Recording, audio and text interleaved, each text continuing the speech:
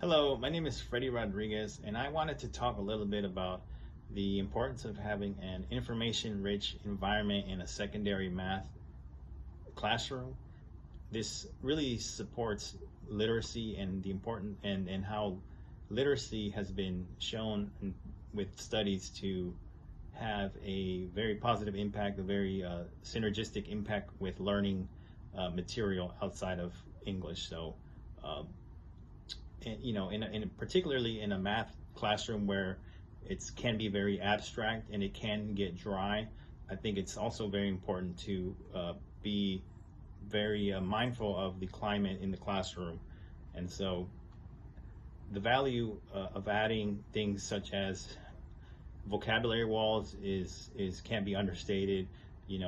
Students, they come into the classroom, um, and while they're learning something, it can be distracting if they're not familiar with a word that the teacher's not saying, and so they might lose meaning and context of the lesson.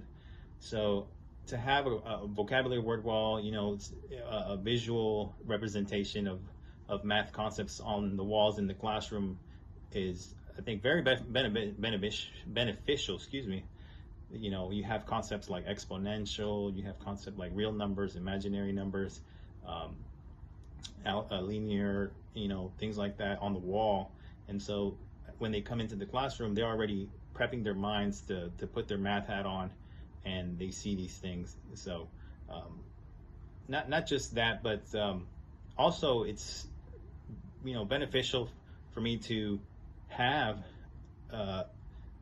environments where there's things like books that students can check out, that provide a window for them to see mathematics through a different context, through a different set of a different world, science fiction even.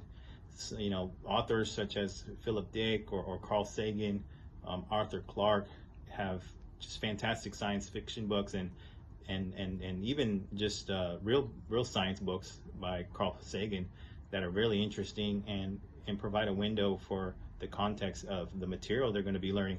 So I can have those materials, in a part of the room where kids can check those out, and also magazines as well.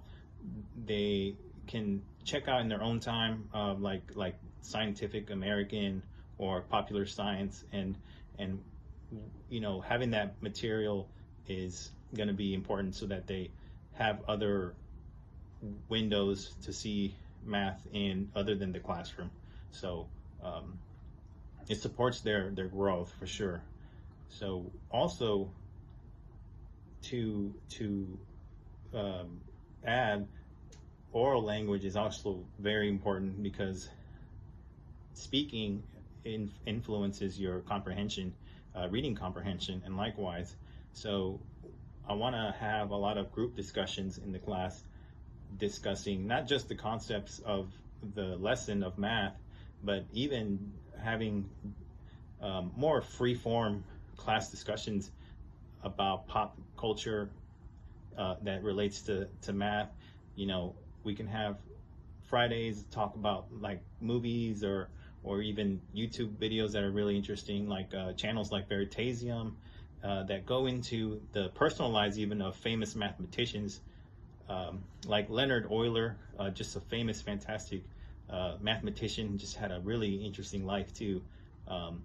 And we could talk about movies like Interstellar, movies like Apollo 13 or Oppenheimer, and students can have a window of and see the lives of mathematicians and what their impact was, and has been on the world, So I think that's very important. It provides a lot of context to what they're learning in the math classroom.